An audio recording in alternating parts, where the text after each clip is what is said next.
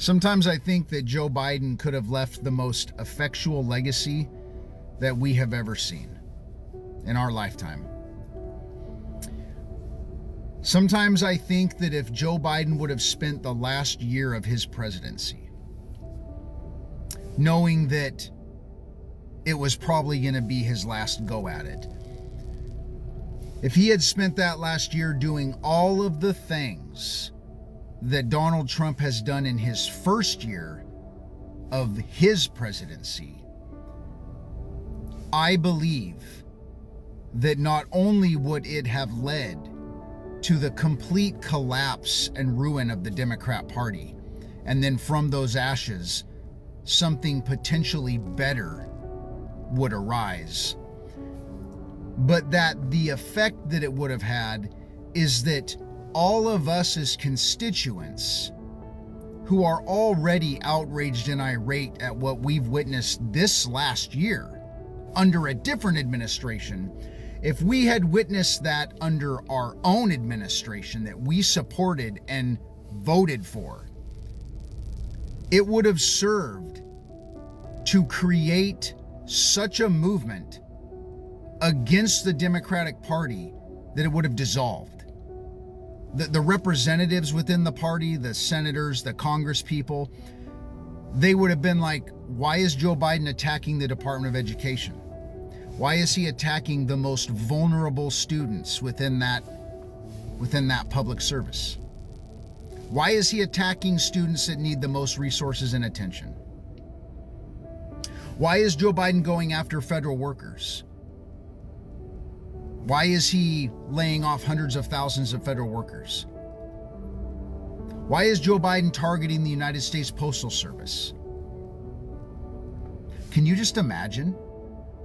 I seriously want you to imagine that that is what Joe Biden did in his last year, is everything we've witnessed in this last year under Donald Trump. And you're saying, well, how is that a good thing, that it would dissolve the Democratic Party? I didn't say it was a good thing. I said it was effectual. And the reason why it would be so effectual is because I want you all to ask yourself this honest question. Are you happy with the Democrat Party? I'm not. I haven't been for a very long time.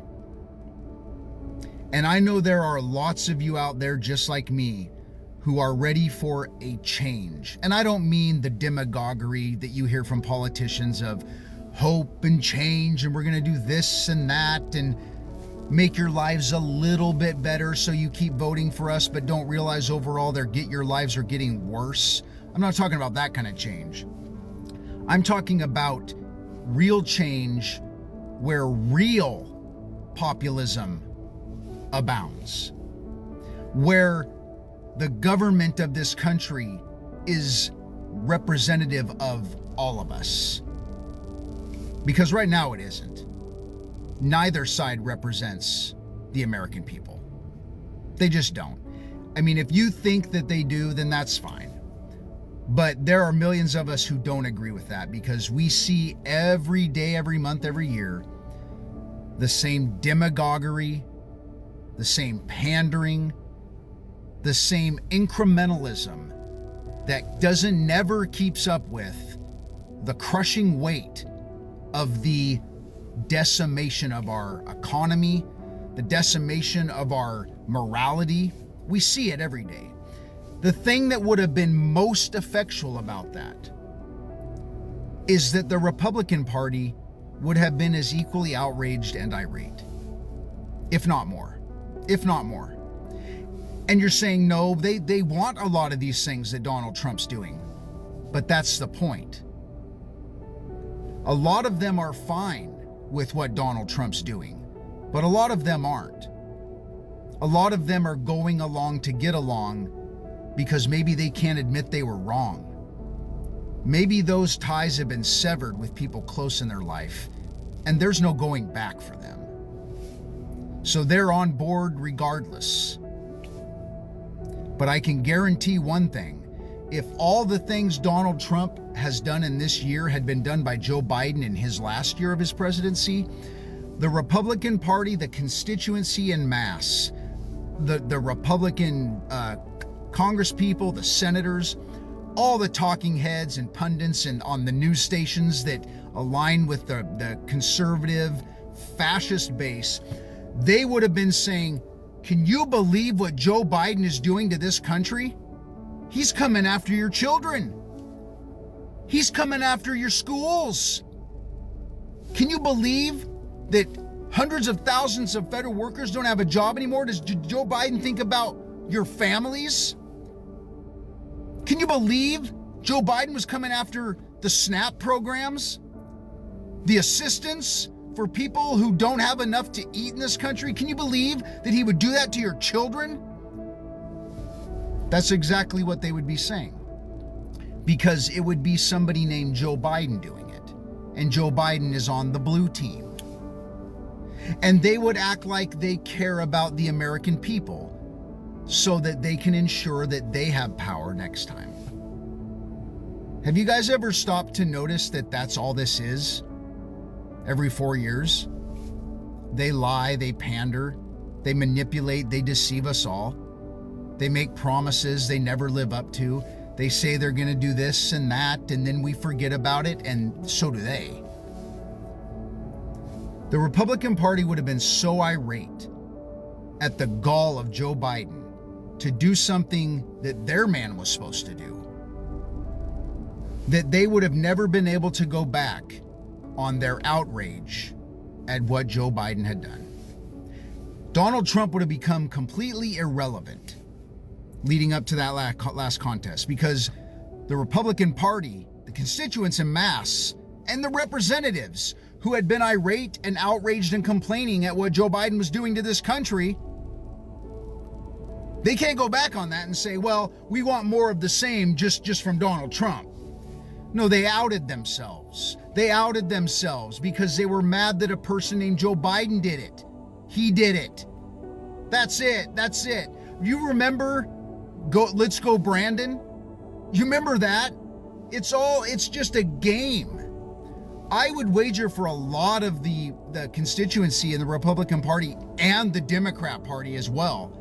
It's like a sporting event. That's what we become. Let's go Brandon. Everybody has their bumper stickers, slogans they say, right? But when it's Donald Trump doing those things, I don't hear anybody saying anything, or very few. Isn't that amazing? It's because it's all just theater. And we participate in the theater. I'm not ashamed to admit this anymore, because realizing what it is we've created in this country is the only way we're ever going to get out of it. And we've all participated in it in one way or another. And it's not something to be ashamed to admit, because when you admit it, you can change. You can change and say, yeah, this is exactly what this is. It's all about the name. It's all about the brand. The blue team did it. The blue team hurt your children. The blue team hurt the federal workers. The blue team targeted your mail. So we don't like the blue team. Oh, but when it's the red team that does it, I don't see anything going on. Do you? No, nothing going on. I mean, he's doing what he's supposed to do. I mean, as long as it's not Joe Biden. I've never seen it so clear in my life. And I'm almost 48 years old.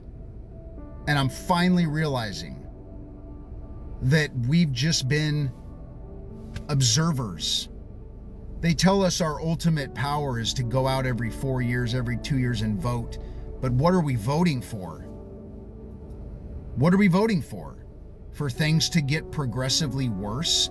They're hooping and hollering that 17 Republicans in the House voted to extend the ACA subsidies for 3 years. The Senate's not going to go for that. John Thune already said there's no appetite for that. It's all a bunch of theater to drag us along and get our hopes up and have us crash. Get our hopes up, have us crash. There's no savior. We are the saviors of our own country.